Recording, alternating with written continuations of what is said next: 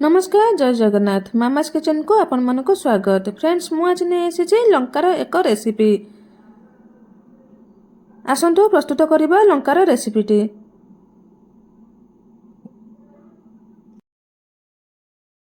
वर्तमान गैस रे गोटे पैन बसई से 2 चम्मच चिना बादाम दे देबा।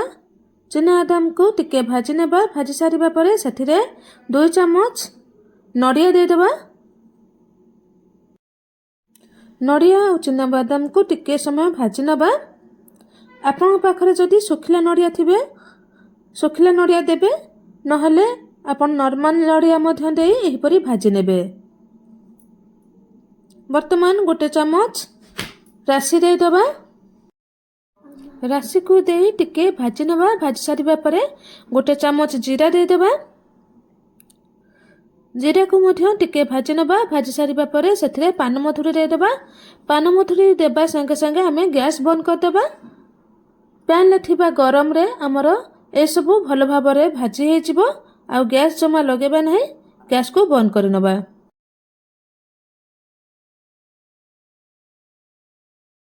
वर्तमान ए सब सुखिला मसला को गोटे प्लेट को ढाली नबा। ढाली ठंडा होबा पई किछि समय छाड़ी दबा। एही समय रे आमे आउ किछि काम करि नबा। वर्तमान मु एठी 200 ग्राम रो लंका नै जायछि। लंका को भलो भाबरे धोई पोछि नैछि। वर्तमान लंका को काटि नेबा। देखंतु मु जेउ परि लंका को काटुछि सेही परि काटि नेबे। गोटे लंका को 2 पीस करी तापरे आमे ताको 8 पीस करि नबा। देखंतु मु जेउ परि काटुछि सेही परि लंका को पतला भाबरे पीस करि नेबे।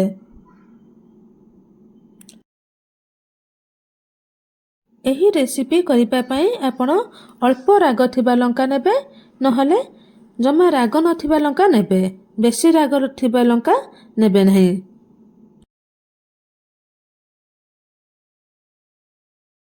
देखंतु एठी मु गोटे लंका को 8 पीस करि नेछि। वर्तमान मु आ गोटे लंका काटुछि। लंका जदि आपणकर पतला थिबो ताहले आपण सेठी 4 पीस करिवे नहीं, 2 पीस करिवे। जेही पर कि मु एठी करि नउछि।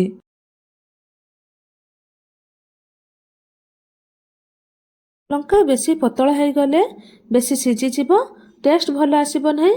तानु करी कि जेउ लंका पतला रहिछि ताको आमे 2 पीस करी काटि नबा।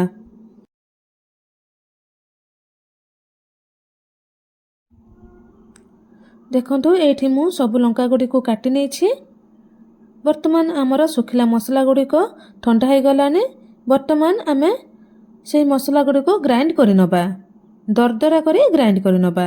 प्लेन ग्राइंड करिबानी, दरदरा करी ग्राइंड करि नबा।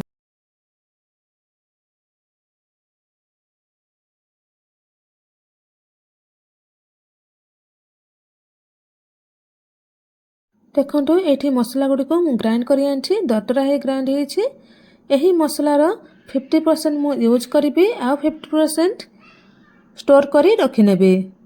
आपण जे कोनोसी सुखिला भजा किबा चाउमिन करिवे सेथिरे एही मसला को यूज करिवे, भलो स्वाद आसीबो। तानु करी कि मु एठी 50% यूज करबी, 50% रखि नेबे।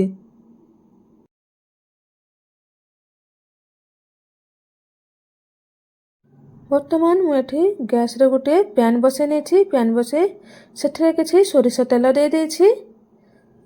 तेल गरम हे जिबा परे मु जीरा पके नेछि। जीरा फुटी जिबा परे सोरिष पके नेछि। सोरिष फुटी जिबा परे छेचा अदा पके नेछि।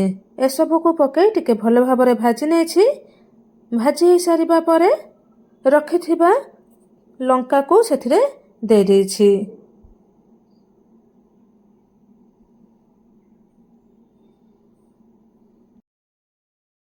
वर्तमान स्वाद हिसाब रे लूण दे देबा।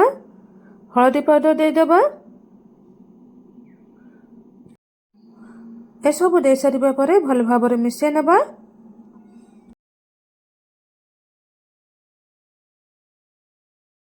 वर्तमान गोटे लीड घोड़े नबा।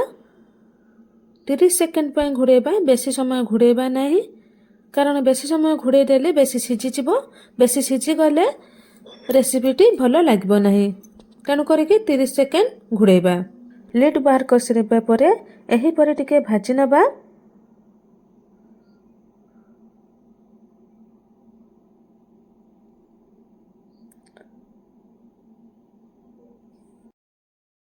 ଦେଖନ୍ତୁ ବର୍ତ୍ତମାନ ଆମର ଲଙ୍କା ଉପରେ ଛୋଟ ଛୋଟ ସ୍ପଟ୍ ହେଇଯାଇଛି ଆଉ ଲଙ୍କାର କଲର୍ ଚେଞ୍ଜ ହେଇଯାଇଛି। ବର୍ତ୍ତମାନ ଆମେ ରଖିଥିବା ମସଲାକୁ ଦେଇଦେବା।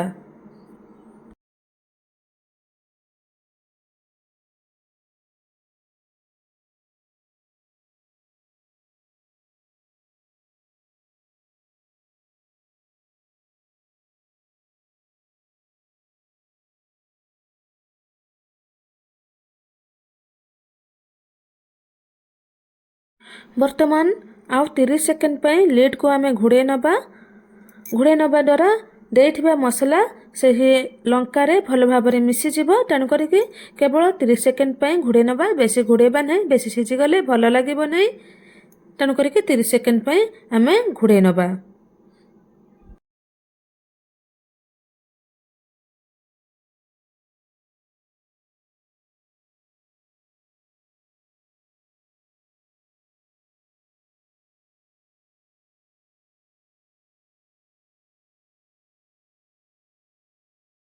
ବର୍ତ୍ତମାନ ଆମର ପ୍ରସ୍ତୁତ ହୋଇଗଲା ମସଲା ଲଙ୍କା ରେସିପି। ଏହି ଲଙ୍କା ରେସିପି ରୁଟି, ଭାତ ଯେଉଁଥିରେ ବି ଖାଇଲେ ଭଲ ଲାଗିବ। ମୋତେ ତ ରୁଟିରେ ବହୁତ ବଢ଼ିଆ ଲାଗେ।